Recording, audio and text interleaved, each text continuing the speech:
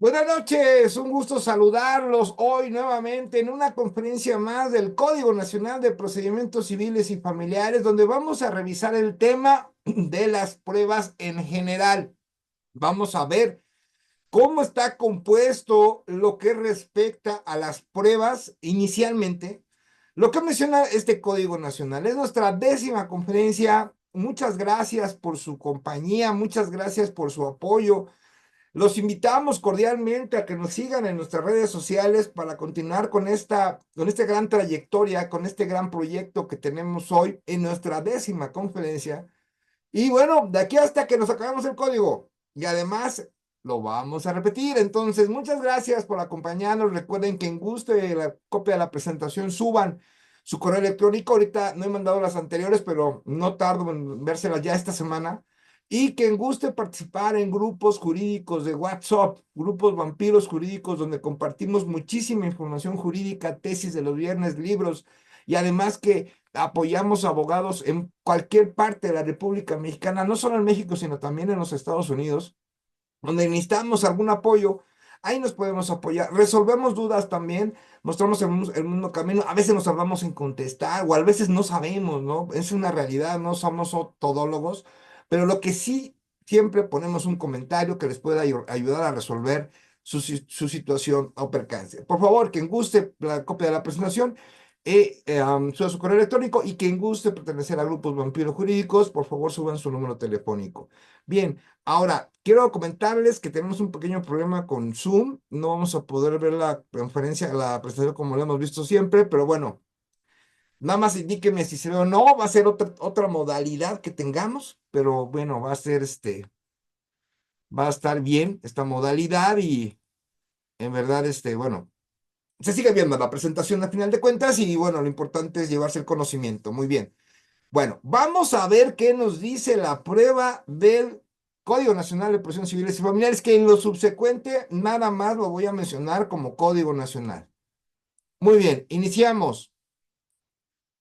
En lo que respecta ya al artículo 161 en el que vamos, dicen: las partes podrán soportar su acción, excepción y defensas, así como acreditar los hechos. Podrán ofrecer medios de prueba, ¿sí? Que no sean contrarios a derecho, ¿sí? Y les serán admitidas por la autoridad jurisdiccional las que resulten pertinentes e idóneas y guarden relación con los hechos narrados y cumplan con los requisitos previstos en este Código Nacional. Entonces, el primer artículo ya vamos a tener que empezar a desmenuzarlo para ver. Bueno, aquí nos está diciendo muchísimas cosas, ¿ok? Bien, primero, aquí lo menciona gran parte de las características que debe tener la prueba, y en este caso los medios de prueba, ya que el Código Nacional nos habla de medios de prueba, ¿eh? ¿Sí? Quiero pensar que más adelante nos tiene que definir qué es un medio de prueba, ¿sí? Hay que acordarnos que en materia penal, dato de prueba es el antecedente de la investigación, es el documento físico, es el IPH, el peritaje, el documento, la pericial, es la entrevista, es, por ejemplo, una intervención de comunicaciones privadas que otorgó un juez, una técnica especial de investigación como, por ejemplo, un cateo. Todos los documentos son datos de prueba, ¿sí? Y el medio de prueba es la fuente de la información. El medio de la prueba es quién lo hizo. ¿Sale? ¿Quién fue la persona que lo hizo? El policía, testigo, perito, quien lo haya realizado, ¿sí? Entonces, partiendo de eso, no sabemos hasta ahorita si el Código Nacional así lo establece. De entrada, datos de prueba yo no hemos visto hasta ahorita, pero ya vimos medios de prueba. Queremos pensar, y más adelante, del Código Nacional nos va a definir, para este Código Nacional de Procedimientos Civiles y Familiares, qué significa medio de prueba, ¿sí? Bien, entonces, característica: soporta las acciones, o sea, lo que vamos a pedir, las excepciones, que esas son por parte de la parte demandada, esas acciones y defensas, y además tenemos que acreditar los hechos. Hay dos principios fundamentales del derecho, yo los aplico hasta en mi vida. El que acusa tiene la carga de la prueba, y el que afirma escuchen bien, el que afirma está obligado a probar. Si tú mencionas unos hechos, los tienes que acreditar, ¿sí? No, si tú mencionas hechos y no los acreditas, es lo primero, yo contraparte es lo que te voy a atacar, ¿no? La persona dijo esto, nunca lo acredito. Así nomás, ¿no? Y obviamente no va a tener un sustento en una sentencia. Entonces, si ustedes en un asunto, sea cual sea, y es más, yo les digo algo, en cualquier área del derecho, tú mencionas unos hechos, acredítalos, ¿sí? Si en materia penal tú dices, no, yo no estuve en el lugar de los hechos, yo estuve en el restaurante. A ver, acredítame que estuviste en el restaurante. Materia familiar. Es que me dijo muy feo y me habló muy golpeado. Acredítalo. Es que me empujó. Acredítalo. Que cometió violencia. Acredítalo. O sea, todos los hechos que ustedes mencionen en su escrito inicial, todos los tenemos que acreditar, ¿sí? Siempre le he dicho a mis estudiantes, la palabra, el dicho de una persona, el hecho de una persona que te mencione, si no viene sustentado con pruebas, sirve para dos cosas, para nada y para nada. Luego me reclaman, me dicen los estudiantes, ¿qué? ¿Mi palabra no vale? Y les digo, no, tu palabra no vale. Así deben ser sus asuntos, ¿ok? Bueno, acreditamos los hechos. Podrán ofrecer medios de prueba, ¿sí? Que primero, que no sean contrarios a derecho. Digo, pues, obviamente toda prueba y medio de prueba ilícito jamás va a entrar dentro de una sentencia. Bien. Y serán admitidas por la autoridad jurisdiccional. Esto quiere decir que va a haber un debate de admisión o exclusión de medios de prueba, ¿no? Ya vamos para allá, ¿sí? Ojo, tienen que ser pertinentes y tienen que ser idóneas, ¿sí? Es muy importante que nosotros sepamos definir qué es pertinente, o sea, que sí está relacionada con los hechos, e idóneas, que es como mencionar ideal, o sea, que es la mejor manera de poder acreditar un hecho, que es la mejor manera en lo cual nosotros la vinculamos con los hechos o nuestra acción. O sea, son pertinentes e idóneas. Entonces, ¿qué va a pasar cuando un medio de prueba no sea pertinente e idóneo? Tendrá que ser excluido. Entonces, ya vamos viendo los requisitos de la prueba. Hay que nosotros estar preparados para lo que es la admisión y exclusión de medios de prueba, ¿sí? Porque eso va a ser oral, ¿eh? No va a ser por escrito, va a ser en una audiencia. Y es en la audiencia preliminar. Ya lo vimos la clase pasada. En la audiencia preliminar deberá formularse oralmente la demanda. ¿Esto qué quiere decir? Que oralmente vas a tener que explicar tú, abogado, seas parte actora, tu demanda. Pero oralmente tendrás notas, lo señala muy claro el código, pero va a ser oral. O sea que váyanse preparando para presentar oralmente tu demanda. ¿Qué le va a tocar a la parte demandada? Lo mismo, pero le va a tocar la contestación de la demanda. Entonces, vamos a tener que hacer guiones, muchísimos guiones y muy largos, porque luego son demandas.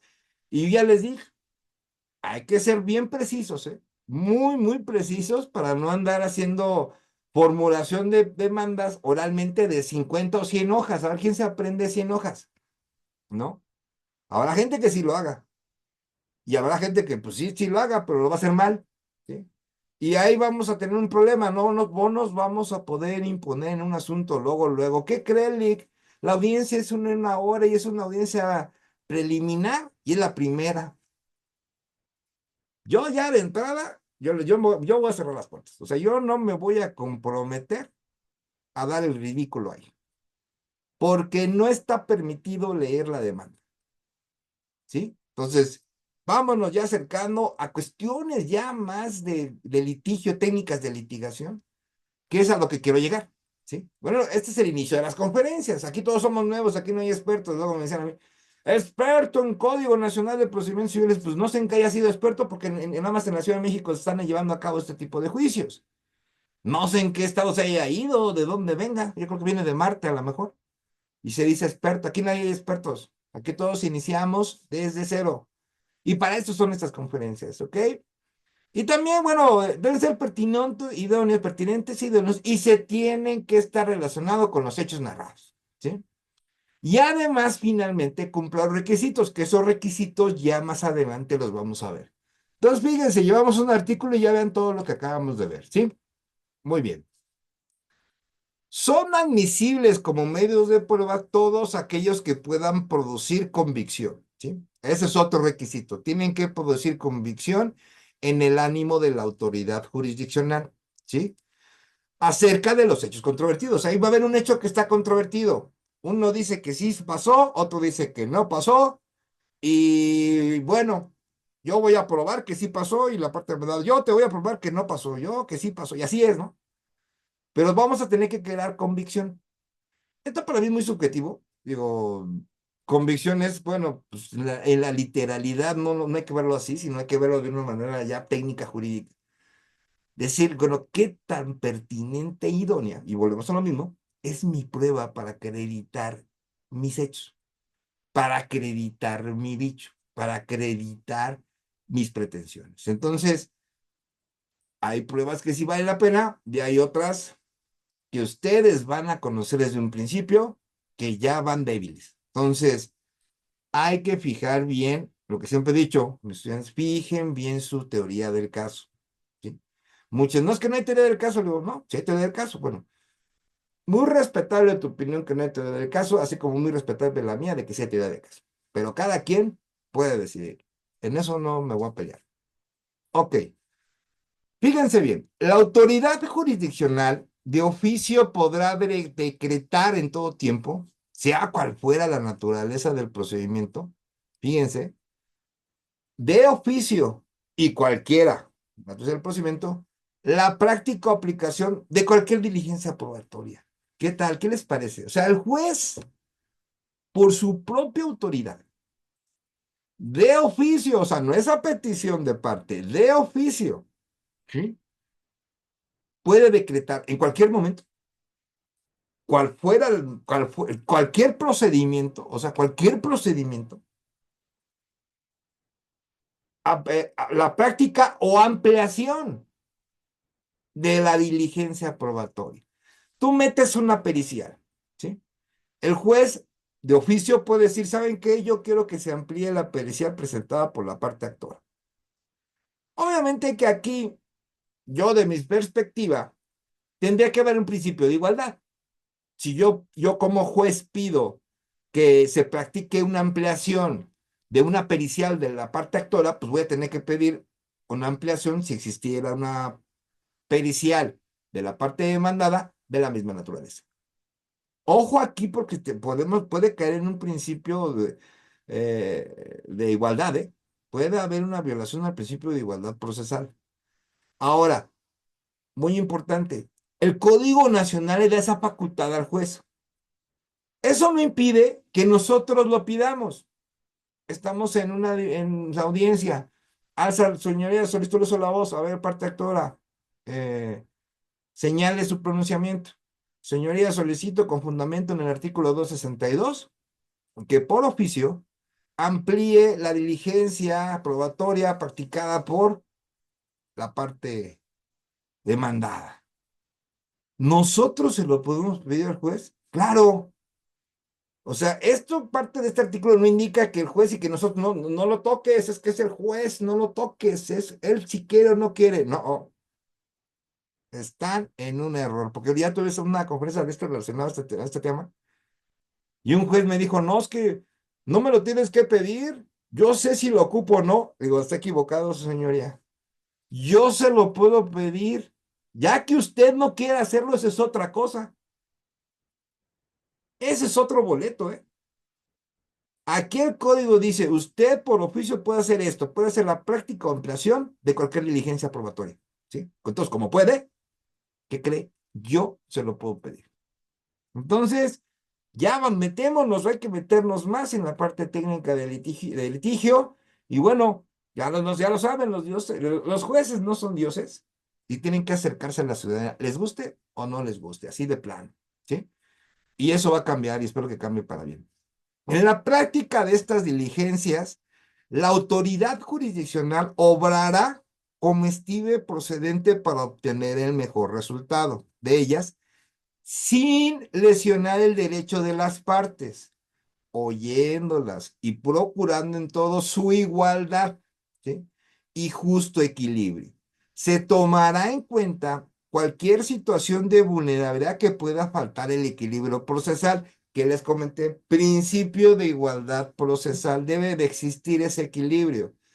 Aquí el juez lo que tiene que hacer, si pide de oficio una ampliación o una práctica de una diligencia, pues obviamente tendrá que ver, por ejemplo, con las partes, ¿no?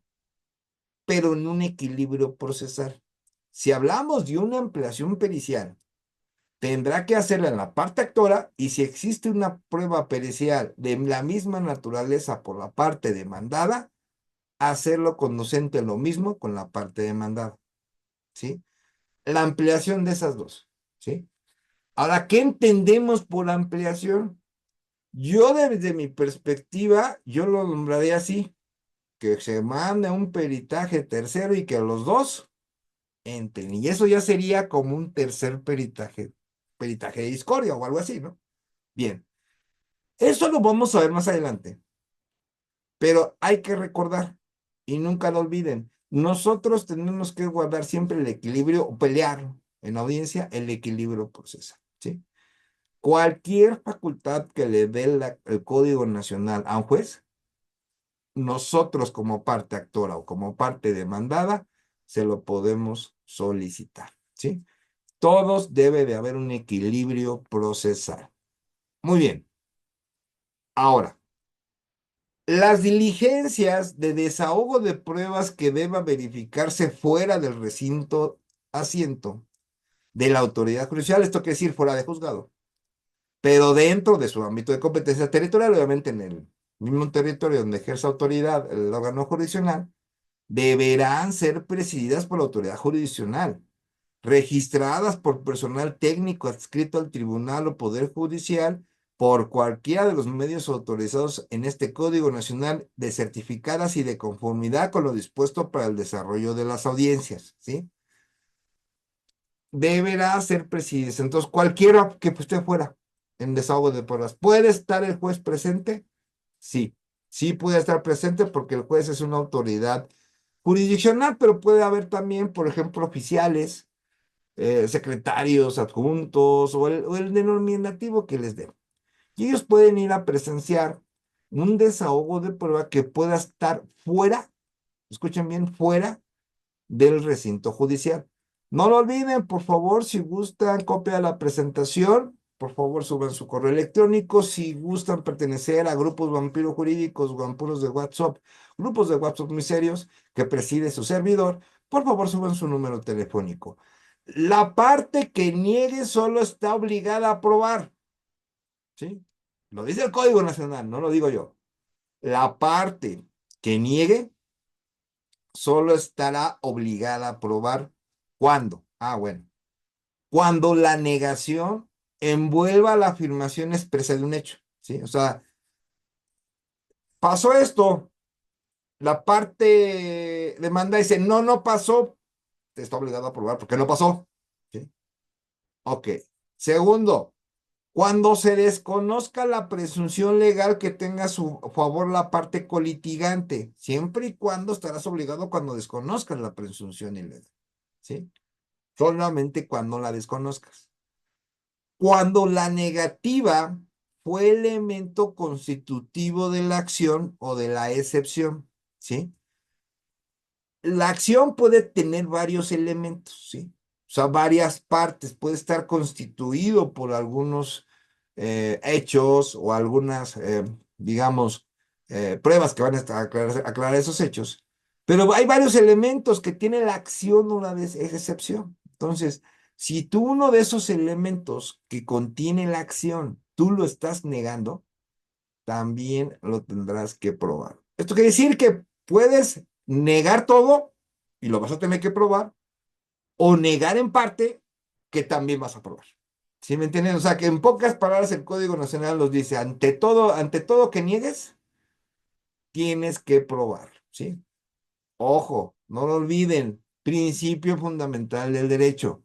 El que afirma está obligado a probar.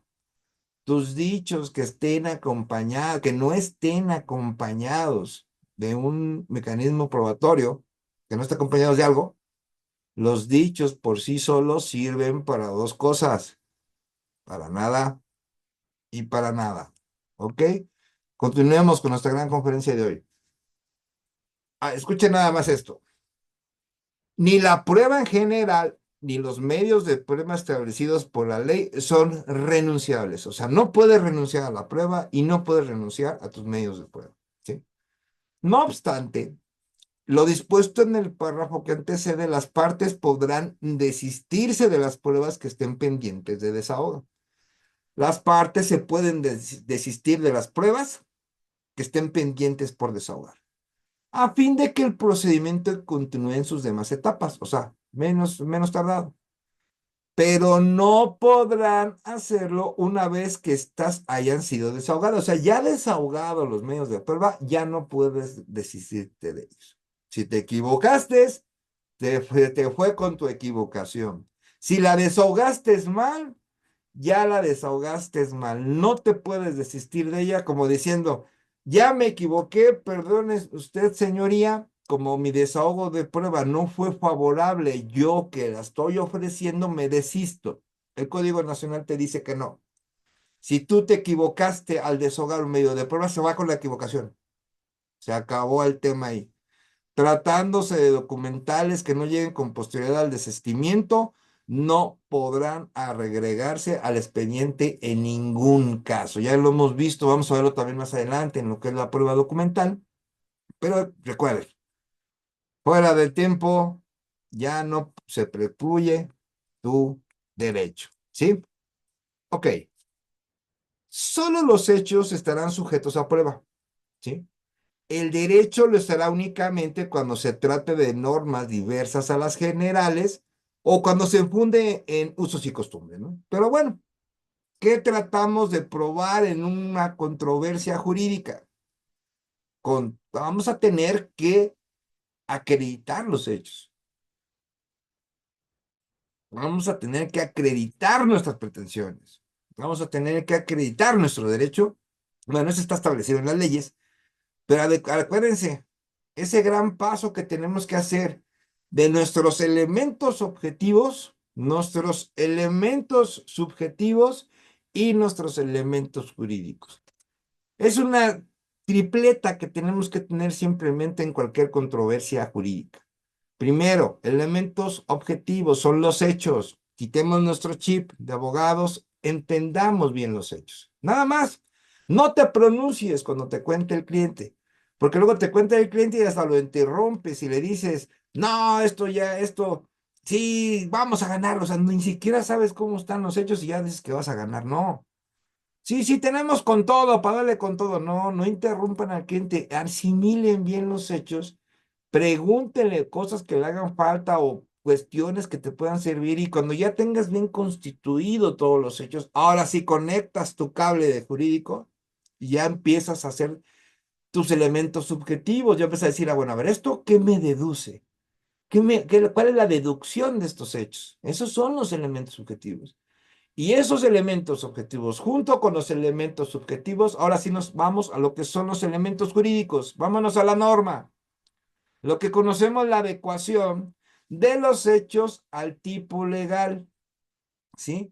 ¿Tendremos que revisar nuestro Código Civil? Pues claro. Y ya pronto también vamos a continuar con nuestros estudios de Código Civil, que ahorita los dejamos parados por lo mismo de ser el Código Nacional.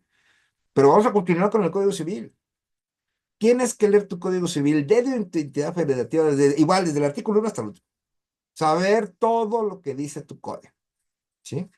Muy importante que lo tengan en cuenta. Y al final les voy a tener una pregunta, al final les tengo una pregunta para ustedes. Ya ven que al final nos preguntamos, ¿no? Les preguntamos sus casos, por ejemplo, si tienen alguna duda, pues ¿qué creen? Ahora el que tiene la duda soy yo. Entonces yo les voy a presentar un caso hoy en la noche y ustedes me van a decir a ver si a alguien le ha pasado. ¿Ok? Muy bien. La autoridad jurisdiccional aplicará el derecho extranjero como lo harían las del Estado cuyo derecho resultará aplicable, ¿sí? Sin perjuicio de que las partes puedan alegar la existencia y contenido del derecho extranjero invocado. Fíjense qué tema tan trascendente, ¿no? La autoridad jurisdiccional, sea el juzgado que sea el Estado de la República que sea, aplicará derecho extranjero. Fíjense, podrá aplicar el derecho civil, por ejemplo, de Estados Unidos, el derecho civil de Costa Rica, de Guatemala, de Europa, podrá aplicar el derecho extranjero, fíjense, tal como lo haría las del Estado cuyo derecho resultará aplicables. O sea, estamos hablando de que la norma que esté ajustada en ese momento, en ese estado ahí, sea la misma norma de aplicación, pero en el extranjero. ¡Wow! O sea, está muy bien porque, bueno, vamos a ver cómo se comportan los juicios extranjeros, ¿eh? Cuando tenemos materia para una cuestión extranjera, ¿no? Porque tendríamos que ver qué dice al respecto el derecho civil, por ejemplo, en otro país, ¿no? Y sobre todo si está vinculado con otro país. Entonces, tema súper interesante, lo que le conocen como derecho comparado. Y si me equivoco, díganme, no lo sé todo, pero a mí me suena como derecho internacional, derecho extranjero, comparado. Digo, no nos vamos a meter mucho en dogmática, ¿eh? O sea, ya me conocen. Sin perjuicio de que las partes puedan alegarle existir un contenido o no de ese derecho. Respecto del texto, vigencia, sentido y alcance de ese derecho extranjero, la autoridad jurisdiccional podrá valerse de informes oficiales, los cuales podrá solicitar al Servicio Exterior Mexicano, admitir las pruebas ofrecidas por las partes o bien ordenar las que considere necesarias. Entonces, la autoridad jurisdiccional, ¿a qué autoridades tendrá que recurrir? Pues muy sencillo, a lo que es el Servicio Exterior Mexicano. ¿Eso dónde está? Secretaría de Relaciones Exteriores. ¿Va a ser a cualquier país? Sí. Obviamente se va a tener que revisar los tratados internacionales o se tendrá que buscar, por ejemplo, lo que le llaman la comunidad de recíproca, ¿no? Digamos, el cumplimiento recíproco. ¿Qué significa? Que si el Estado al que se le está pidiendo también ha pedido a México y México ha respondido. O sea, si hay una reciprocidad en cuanto a las peticiones y respuestas por ambas naciones, se puede solicitar sin que exista un tratado internacional, ¿sí? Entonces, volvemos a lo mismo. Nos metemos a tratado internacional ahora con respecto al Código Nacional de Procedimientos Civiles y Familiares. Muy bien. La autoridad jurisdiccional debe recibir las pruebas que las presenten las partes, siempre que estén permitidas por la ley y se refieren a los puntos cuestionados, ¿no? Primero, tienen que ser lícitos, ya lo sabemos. Y obviamente, sin violación a derechos humanos, ¿no? Eso ya sale sobrando, eso debe cumplir todas. Si las partes estiman que las relaciones judiciales que admita, si las partes estiman que las resoluciones judiciales que admitan o desechen prueba de escaso agravio, los harán valer en la apelación contra la sentencia definitiva, ¿sí? Que en su caso interpongan y la autoridad jurisdiccional de segunda instancia deberá resolver con plenitud de jurisdicción sin reenvío. Bueno, ¿qué nos está diciendo el artículo 268? Cuando exista la admisión o exclusión de medios de prueba, cuando el juez, fíjese, admita o desecha, o sea, estamos hablando de esas dos vías, cuando admite o cuando estás en desacuerdo de admitir o estás en desacuerdo que desechó y te causan agravio, los vas a hacer valer ¿hasta cuándo? Hasta la apelación, ¿sí? Contra la sentencia definitiva. O sea, te vas a tener que esperar a que termine todo el procedimiento en una sentencia para que en la apelación los hagas valer, ¿vale? No lo puedes hacer valer antes, ¿no? Entonces, ¿esto qué va a provocar? Que si estuvo una admisión mal hecha o un desechamiento mal hecho, se va a reponer todo el procedimiento desde la audiencia preliminar. Porque eso es lo que vas a solicitar en la apelación, ¿sí? Si no ganas la apelación, te vas a llegar al amparo, ¿sí? Y ya el amparo ya ustedes saben que es la última instancia, ¿sí? Entonces, ojo, la admisión y exclusión de medios de prueba solo los vamos a poder combatir hasta la apelación de la sentencia definitiva, ¿ok? Esto es conforme al Código Nacional de Procedimientos Civiles y Familiares. Ahora, aquí la pregunta, ¿nos podremos ir a juicio de amparo? A ver qué contestan en el chat. El Código Nacional me dice, si una admisión o un desechamiento de un medio de prueba hay agravios para mí, me tendré que ir a la apelación hasta la sentencia definitiva. La pregunta es, los veo en el chat, ¿puedo ingresar a un amparo indirecto? Y si es para ver si no se me durmieron. Pregunta, ¿me puedo ir al amparo indirecto? ¿O qué principio me van a aplicar? Sí, dice, sí, pero en todos los casos, licenciado Salvador, licenciado Javier Platas, Carla Cruz, licenciado Carla Cruz, en todos los casos me podré ir al amparo indirecto o tendré que primero cumplir el principio de definitividad. Bueno, ¿para qué casos nada más cumple el principio de definitividad? A ver, abogadas y abogados, ¿en qué materia no se aplica el procedimiento de definitividad? ¿Para qué asuntos?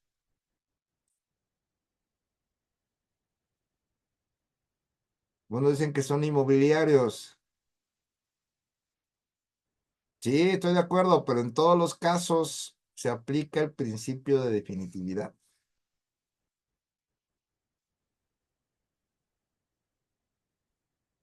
Por ahí hay un artículo de la ley de amparo, no les voy a decir cuál, hay un artículo que para unas áreas no se puede aplicar el principio de definitividad y una de ellas es materia familiar, cuando hay niñas, niños y adolescentes. Entonces, ahí chéquenlo y a ver quién me dice al final de la conferencia cuál es ese artículo de la ley de amparo.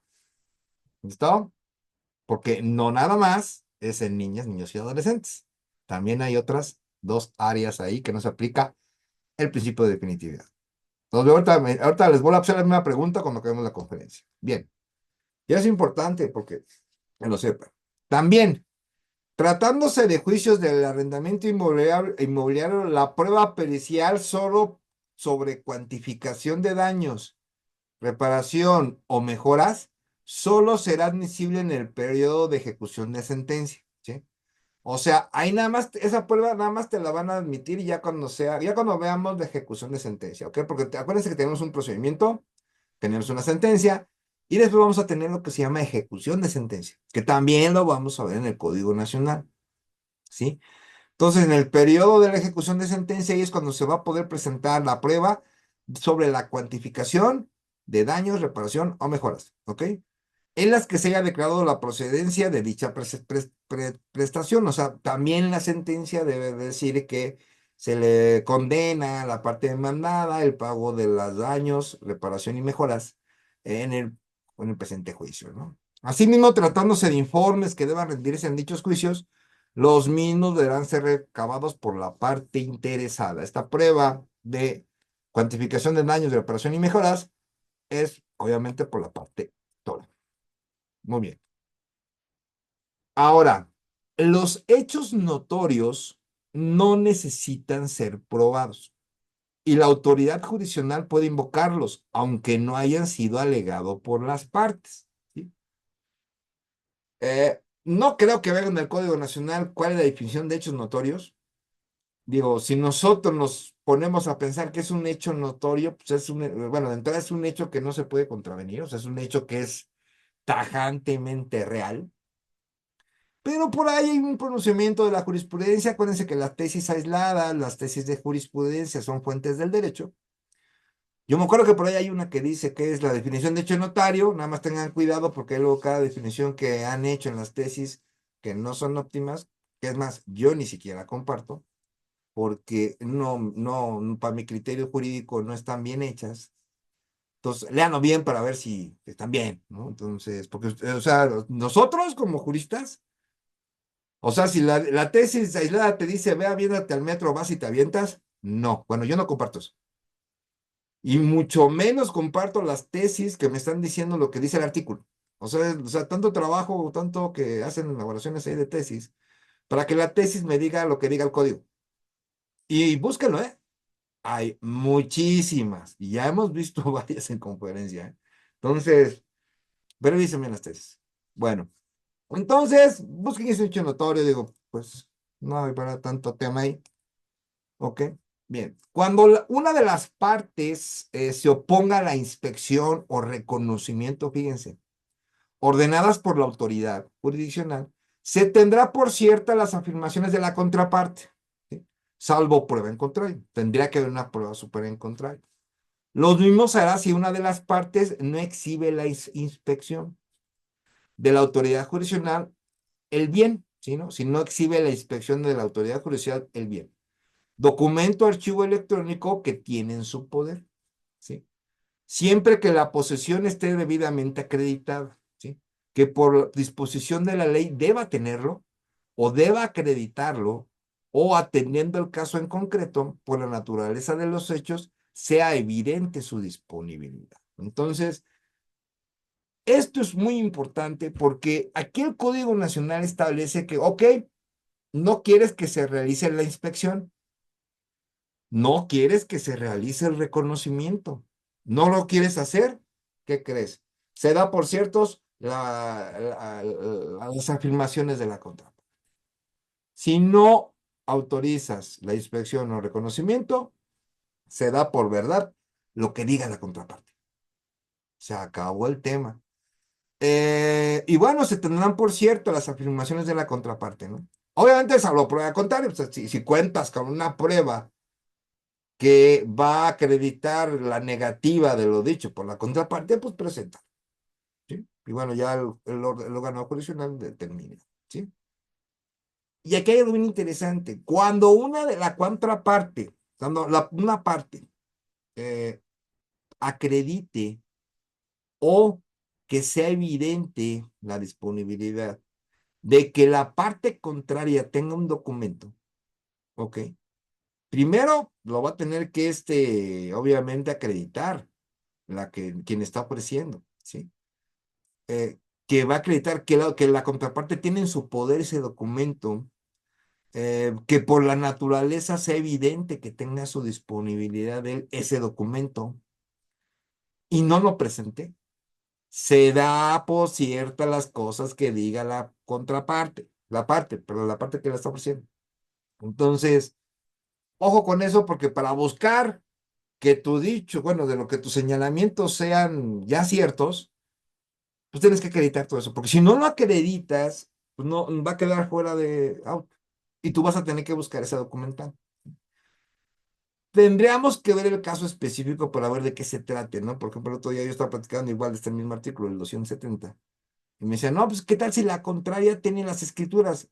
Le digo, sí, está bien, pero pues si la parte actor la puede sacar copia de las escrituras, como que para qué se las pides, ¿no?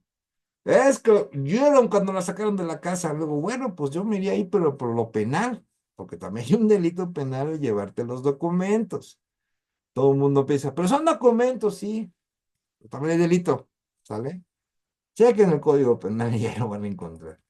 Bien, las personas terceras están obligadas en todo tiempo, las personas terceras están obligadas en todo tiempo a prestar auxilio a las autoridades jurisdiccionales. En consecuencia, deben sin demora exhibir documentos, informes, bienes y archivos electrónicos que tengan en su poder, cuando para ello fueron requeridos o permiten su inspección. Entonces, si hay terceros obligados, deben prestar ese auxilio a las autoridades. Y deben de hacerlo sin demora, ¿no? Y ojo, pueden ser, mm, tendrán medidas de apremio, ¿no? Si no lo realizan. La autoridad judicial tiene la facultad y el deber de compeler a las personas terceras por los premios más eficaces para que cumplan con esta obligación. Y en caso de oposición, oirán las razones en que la funden y resolverán sin ulterior recurso, ¿no? Resolverán si son buenas razones o no. De esta mencionada obligación de terceros, están extensas las personas hacen, hay terceros, sí, pero ¿qué personas queden exentas de la obligación? Fíjense, para el Código Nacional quedan exentas para terceras personas los ascendientes, descendientes, tutores o curadores de niñas, niños y adolescentes, personas designadas como apoyo para el ejercicio de la capacidad jurídica, pupilos, cónyuges, concubinos, concubinientes, en los casos de que se trate de probar contra la parte con la que están relacionadas, sin perjuicio de que si alguna de ellas manifiesta su voluntad de hacerlo, se le permitirá dejando constancia de dicha circunstancia. Entonces, no están obligadas a presentar determinados documentos, pero si ellos su deseo hacerlo, la ley se los permite, ¿ok? El Código Nacional se los permite y bueno, pero van a tener que dejar constancia. No es irlos a aventar al juzgado y ya, no. Yo vengo a presentarlos, bueno, pero ¿quién? Juan Pérez, ok, pues Juan Pérez se te va a hacer aquí una constancia que tú estás dejando estos documentos para determinado expediente, ¿no? En el cual pues eres tú tercero, ¿sí? Muy bien. Es inadmisible, escucharlo, es inadmisible, o sea, no está permitido, el testimonio de personas que, respecto del objeto de su declaración, tengan el deber de guardar secretos. O sea, cuando hay secretos con motivo del conocimiento, del empleo, cargo, oficio, profesión o relaciones, negocios, no está permitido esas testimoniales. Pues el secreto industrial, ¿sí? Secreto industrial, entonces, no es inadmisible, ¿no? Esas no las permite el Código Nacional. Ahora, a lo mejor será en otros tipos de situaciones, como por ejemplo en materia penal, pero aquí en el Código Nacional no están permitidos. Cuando se deba recibirse testimonio de menores de edad y se tema por su afectación psicológica o emocional, así como en caso de víctimas de cualquier tipo de violación, la autoridad jurisdiccional, a petición de las partes, podrá ordenar su recepción con el auxilio de familiares o peritos especializados. ¿Ok? Entonces ya llegamos ahora pues al testimonio de menores. Bien, si es un testimonio de un menor, de un niño, adolescente, cuando nosotros pedamos la prueba testimonial de un niño o niña adolescente, tendremos que mencionar en el caso de que existe una afectación psicológica, ¿sí? O emocional, cualquiera de las dos, ¿sí? O en su caso, cuando una persona sea víctima de violencia, ¿sí?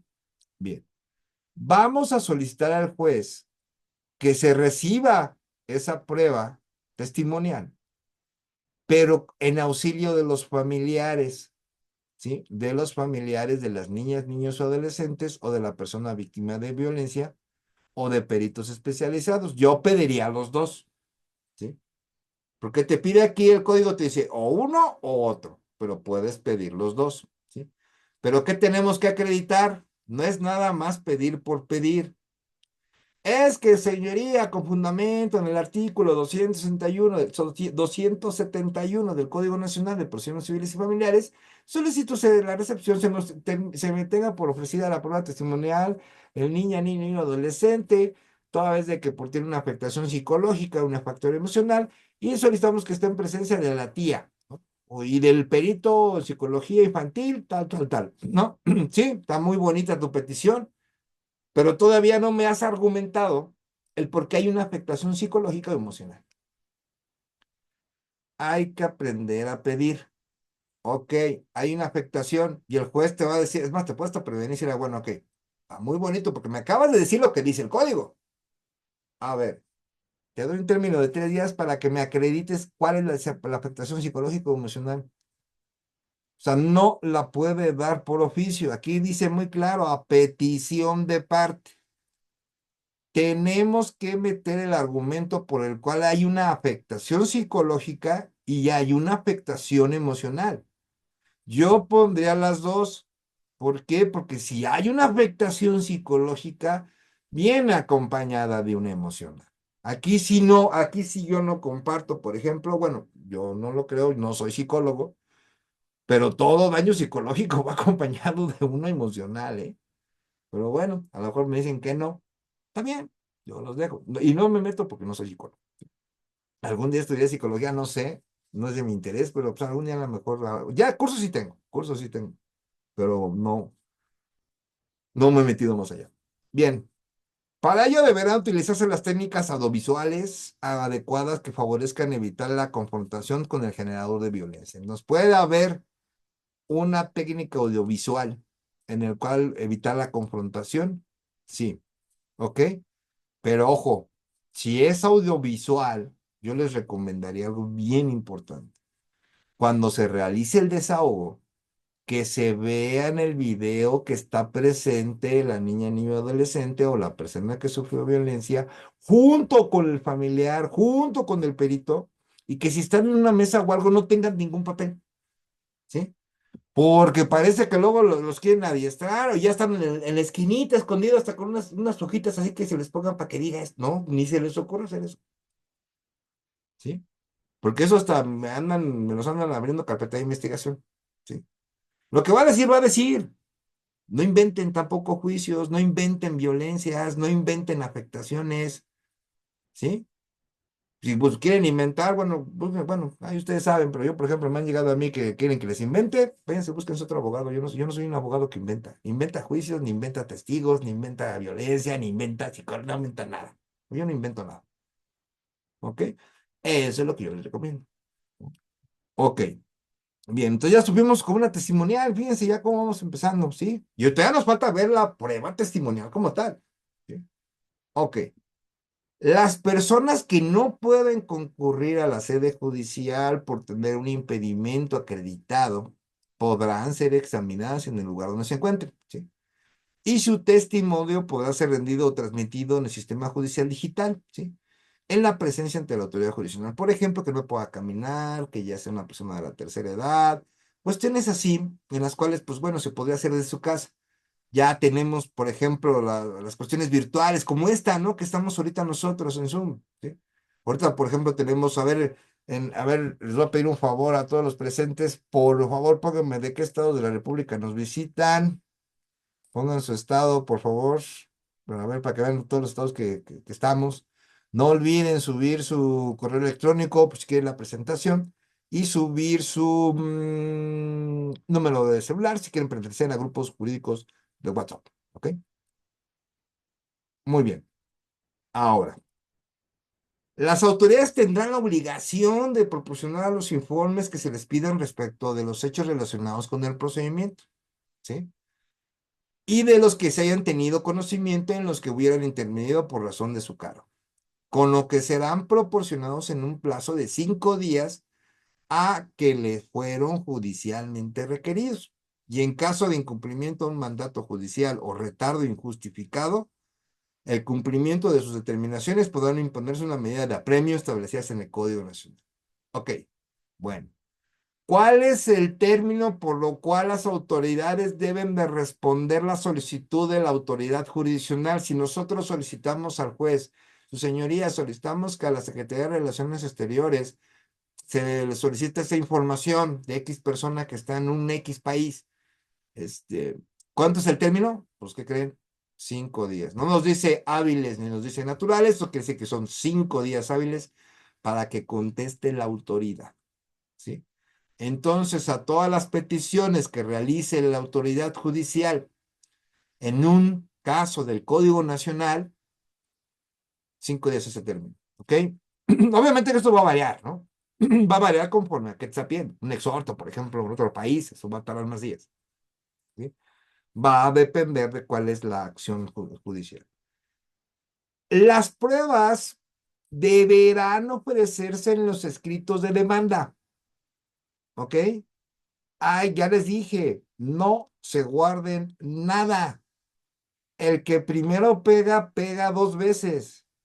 Metan toda la carne al asador y antes de iniciar su procedimiento jurisdiccional, tengan todas sus pruebas listas, todo listo. No vayan a decir, ay, sobre el camino arreglo, sobre el camino la pido, sobre el camino busco al testigo. No, preparen todo bien aunque se tarde una semana más, ¿sí? Entonces, todas las pruebas se van a ofrecer en la demanda, contestación a la demanda. Bueno, ya los que de la concesión a la demanda está un poco complicado porque acuérdense, a ver, vamos a hacer como tipo de examen de escuela. A ver si se acuerdan, quien me ha seguido en las conferencias, ¿cuál es el término para la contestación de la demanda en, en el Código Nacional? ¿Cuántos días son, abogadas y abogados? ¿Cuánto es el término para contestar la demanda en el Código Nacional de Procedimientos Civiles? Bien, licenciado Salvador Miguel, felicidades. La respuesta es correcta, son 15 días. Entonces, la parte demandada pues, tiene menos tiempo. ¿Recuerden la pregunta final? ¿En qué áreas del derecho no procede el principio de definitividad? ¿No? Las pruebas deben ofrecerse en la condemanda, contestación de la demanda, en la reconvención, en el escrito de la contestación de la reconvención, así como el de las excepciones. En el caso de incidentes, se harán en el escrito que lo promueva y su contestación, obviamente. Si se realiza por escrito o en el mismo acto, si se realiza oralmente en la audiencia respectiva. Ya les he comentado, hay incidentes oralmente en la mera audiencia. Ya me imagino, ¿y qué contesto? Pues, te debiste de haber preparado. ¿Cuáles son los probables incidentes que te pueden pedir en la audiencia? ¿O cuáles puedes pedir? Entonces, no nada más es preparar la demanda, no nada más es preparar la contestación, sino también tenemos que preparar los incidentes. Y además, preparar en un supuesto debate de admisión o exclusión de medio de prueba. ¿Está complicado? Sí, está complicado. Ok, bien. Las pruebas pueden ofrecerse expresando con toda claridad cuál es el hecho o hechos, ¿no? Tenemos que ofrecer la prueba y qué hechos se está acreditando con esa prueba, o hechos que se está acreditando con esa, que se pretende probar. Declarando en su caso en los términos anteriores nombre y domicilio de testigos y peritos y pidiendo la citación de la contraparte para responder al interrogatorio respectivo. Y si a juicio de la autoridad judicial las pruebas ofrecidas no cumplen con las condiciones apuntadas, serán desechadas.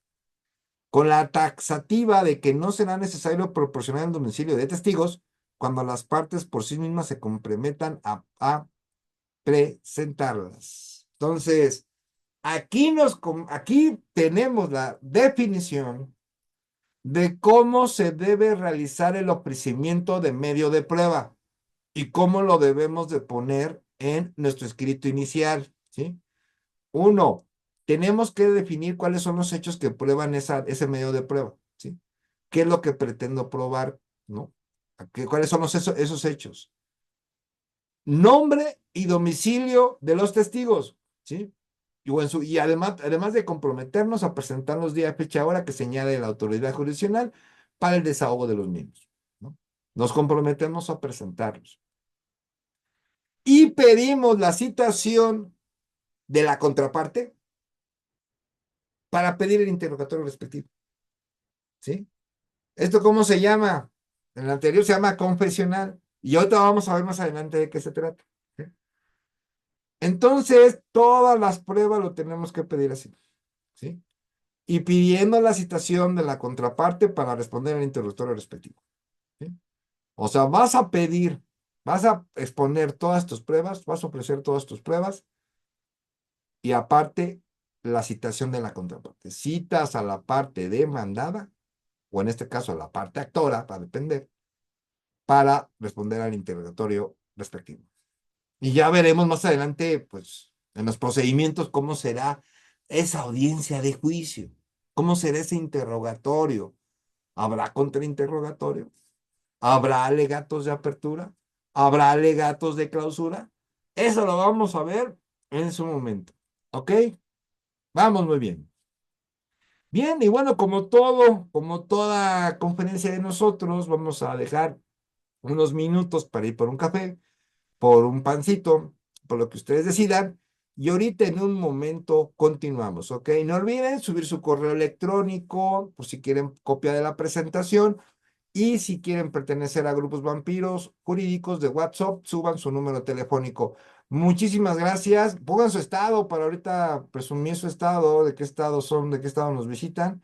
Y también, por favor, muy bien, muchos estados, fíjense, Veracruz. Fíjense, Ciudad de México, Jalisco, Hidalgo, Estado de México, Veracruz, Quintana Roo, Aguascalientes, Tabasco, Michoacán. Muchas gracias, muchas gracias. Nos visitan de muchos estados de la República Mexicana y Tlaxcala, muy bien, muchas gracias, licenciada Viviana. Muchas gracias y bueno, no me despido, ahorita en unos minutos regresamos, ¿ok? Ahorita no me despido, gracias.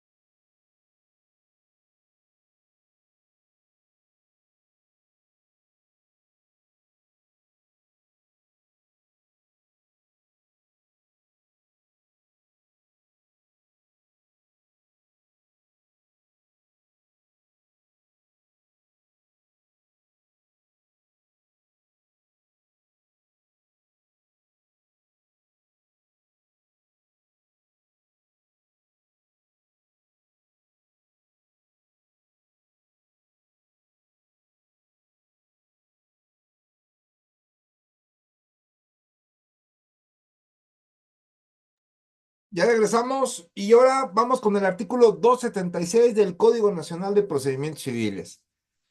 En la etapa de admisión de pruebas en la audiencia preliminar o en la misma resolución que recaiga la demanda incidental o contestación, la autoridad judicial se pronunciará sobre la admisión o desechamiento de pruebas, pudiendo limitar el número de testigos prudencialmente. En ningún caso la autoridad judicial admitirá pruebas o diligencias en los siguientes supuestos, ¿sale? Entonces, en estos siguientes supuestos estamos hablando de la admisión, entonces no las va a admitir, ajá, en ningún caso no las va a admitir. Bien, primero tenemos que los que hayan sido ofrecidas previamente, si hay son extemporáneas, no las va a admitir. Dos, las que sean contrarias a derecho. Acuérdense que toda prueba ilícita o toda prueba violatoria de derechos humanos no será admitida. Las que no versen sobre los hechos narrados por las partes, o sea, que no tengan nada que ver con los hechos, o hechos imposibles o notariamente inverosímiles. Esto quiere decir que no sean reales, ¿no? Sí, o sea, pruebas que no tengan nada de realidad o hable de hechos imposibles, ¿no? Y obviamente las que no reúnen los requisitos, vamos a tener que analizar bien los requisitos de la prueba testimonial, de la prueba confesional y todas las demás pruebas documentales, todos los que vamos a ver más adelante. ¿Ok? Bien. En los casos en que las partes dejen de mencionar las personas testigos que estén relacionadas con los hechos, que fijen la litis, o se dejen de acompañar los documentos que deban presentar, salvo en los casos autorizados por este Código Nacional, la autoridad judicial no admitirá tales pruebas. Entonces, desde nuestro escrito inicial debemos mencionarlo a las personas, también debemos mencionar a las personas y que están relacionadas con los hechos que fijen la litis y además acompañar los documentos. Es por eso que yo les refiero. Al iniciar el procedimiento jurisdiccional con el Código Nacional debemos presentar todas y cada una de las pruebas, ¿no? No lo dejemos posteriormente, ¿sí? Ahora, contra el auto que admita o deseche pruebas deberá estar en lo dispuesto en el artículo 268 del presente Código Nacional, y ya lo vimos, que es la apelación, pero esa apelación va a ser posterior a la sentencia definitiva, ¿sí? Ya lo vimos. Ok.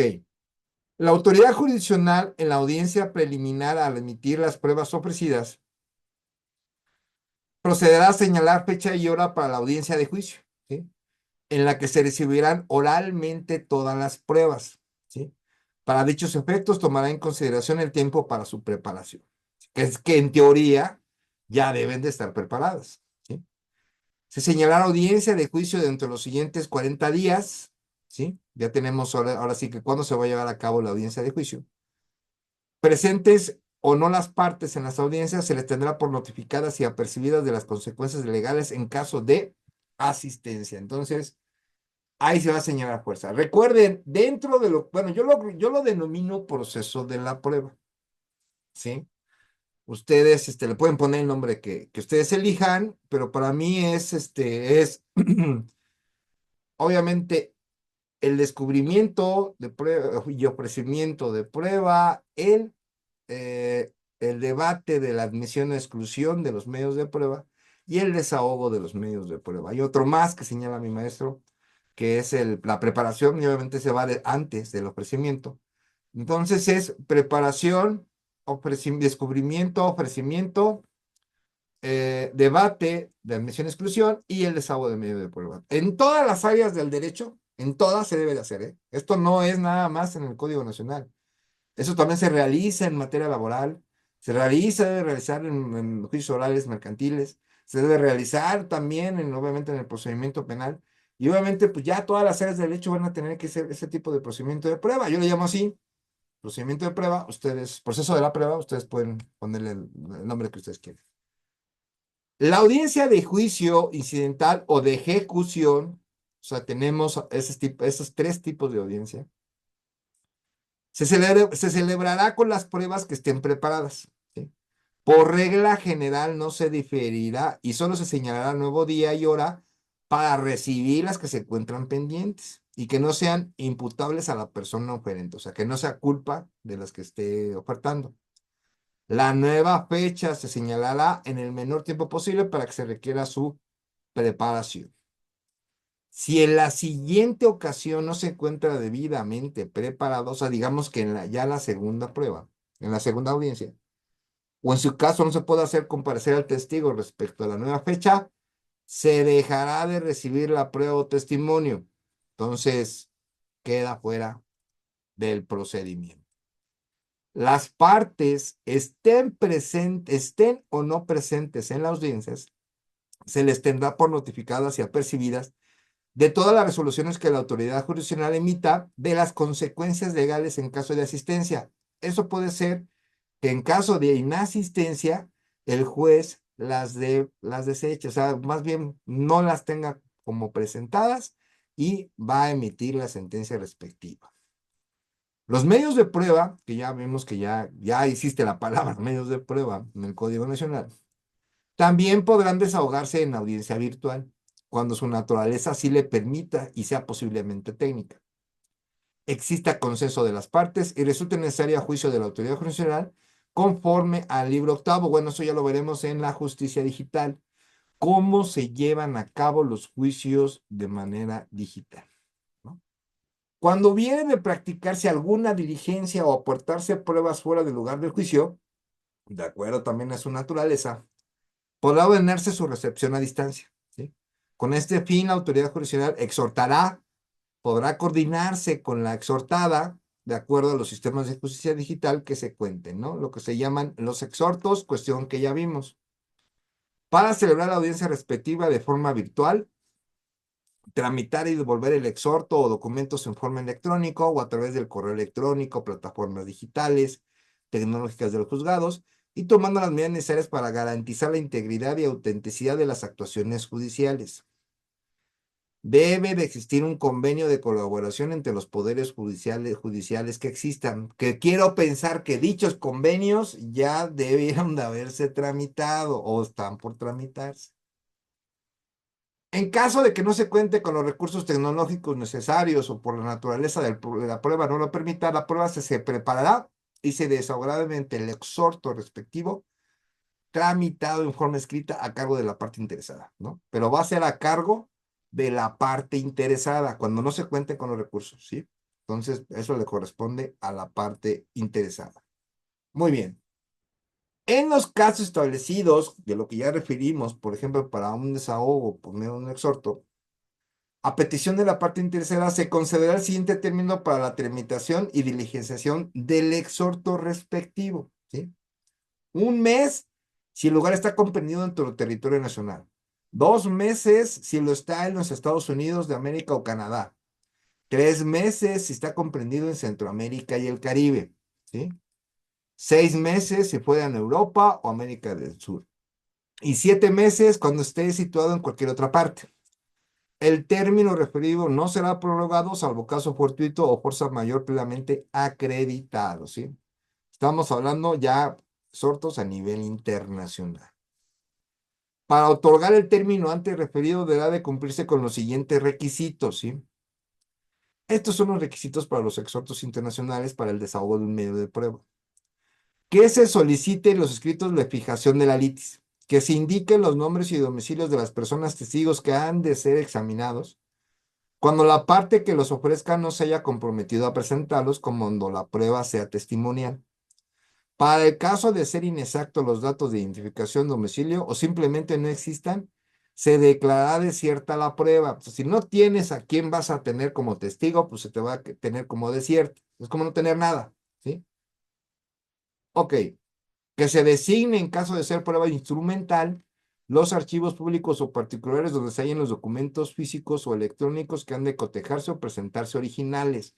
Por ejemplo, tú puedes pedir un acta de nacimiento a otro país, sí, un acta de matrimonio a otro país también, ¿no? El problema es cuando tarda el trámite, ¿no? Pero eso lo vamos a hacer nosotros como abogados parte, ¿sí? No, o sea, lo va a solicitar la autoridad jurisdiccional, pero nosotros tenemos que pedirlo, ¿sí? En tratándose de cualquier otra diligencia, deberá indicarse con toda claridad lo que se pretende rendir o recibir y los puntos sobre los que deba versarse, ¿sí? En este caso, pues, sí es un interrogatorio, ¿no? Entonces, ¿habríamos hablar de un interrogatorio para la contraparte si se encuentra en otro país? Muy interesante el tema, que eso sí tendrá que, ya nos tendríamos que ir a un caso real, ¿no? Y todo, ahorita pues no hay todavía casos reales. La autoridad jurisdiccional, al calificar la admisibilidad de las pruebas, determinará el monto de la cantidad que el interesado deberá de depositar como multa en caso de no rendirse la prueba, que no podrá ser superior a 120 veces el valor de la unidad, la famosa UMA, al momento de su imposición. Si en este depósito no se hará el señalamiento para la recepción de la prueba, el acuerdo que autorice el tiempo para el desahogo de la prueba foránea no será recurrible. ¿Ok? Entonces, se va a determinar el tiempo para el desahogo del medio de prueba si es, digamos, es en otro país. A la parte a la que se le hubiera concedido la ampliación a que se refiere el artículo anterior, se le entregará en el término de 5 días los exhortos para su diligenciación, poniéndolos a disposición. Si no lo recibiera en ese plazo, será efectiva la multa. O sea, tendrás que pagar una multa, ¿sí? Bueno, más bien como una tipo garantía. Dejará de recibir dicha multa, ¿no? Y si no rindirá las pruebas que hubiera propuesto, sin justificar para ello impedimento bastante, se le impone una sanción pecuniaria a favor de su contraparte equivalente al monto del depósito que haya realizado, ¿sí? Incluyendo la anotación en el registro judicial a que se refiere ese presente Código Nacional y demás si se deja de recibir la prueba por causas imputables al interesado, ¿sí? Ok. En caso de que las partes están obligadas a presentar a sus testigos o peritos no cumplan con dicha comparecencia, se le tendrán por desistidos de la prueba a menos que justifique la imposibilidad de que se tuvo para presentarlos dentro de esa misma audiencia, en la que la autoridad jurisdiccional ordenará lo procedente. Ejemplo, citas a tus testigos y chocó, hubo manifestación, no llegaron, se enfermó y lo puedas justificar. El Código Nacional te da la oportunidad de explicar por qué no se presentaron. Pero ¿qué crees? El juez es el que va a determinar si es procedente o no, porque si no los presentas, queda desierta tu prueba. Bueno, para mi gusto, este es el pruebas en general. Faltaron muchos supuestos, digamos, pero esos son los que establece el Código Nacional. Pero esto se va a ver más apertura, ¿no? ¿Por qué? Porque van a generar tesis aisladas, van a generar tesis de jurisprudencia, entonces falta mucho por recorrer, pero nosotros lo importante es que sepamos qué es lo que dice ahorita el código, porque sobre este es el que vamos a trabajar. Entonces, esto ayuda muchísimo para poder nosotros establecer, pues bueno, cómo vamos a trabajarlo, cómo vamos a hacerlo, cómo vamos a estar aquí, de verdad. Pues muchísimas gracias por su presencia, en verdad les agradezco muchísimo. Suban su número telefónico si quieren pertenecer a grupos de vampiros jurídicos de WhatsApp. Suban su correo electrónico, pues si quieren subir, quieren recibir la presentación. No lo olviden, el día, es muy probable que sea mañana, de una vez les aviso, mañana tendríamos la clase de prueba testimonial, ¿no? Y ya nos estamos acercando, voy a hacer la prueba pericial. La de prueba pericial todavía no la tengo hecha, todavía en la conferencia, pero sí ya, la que sí ya tengo hecha es la de prueba testimonial, entonces en prueba testimonial sí vamos a ya a verlo y bueno, pues vamos a seguir continuando avanzando con el Código Nacional, ya para llegar a lo que serían ya a los procedimientos. Vamos a adelantar uno, les había comentado, vamos a adelantar uno. Y bueno, pues muchísimas gracias. Espero que les haya ayudado muchísimo esta conferencia. Recuerden, la subo a nuestros grupos de WhatsApp, la subo a varios grupos de WhatsApp también para que puedan suscribirse a nuestras redes sociales y puedan pues verla de nuevo porque este es un tema nuevo. Esto sí es nuevo para todos. Aquí no hay expertos y en verdad les agradezco infinitamente su presencia y bueno, vamos por una cultura jurídica para todos y muchísimas gracias, en verdad, se los agradece mucho el maestro Jorge Enrique Gómez Sánchez. Gracias por habernos compartido y permítame un momento, por favor.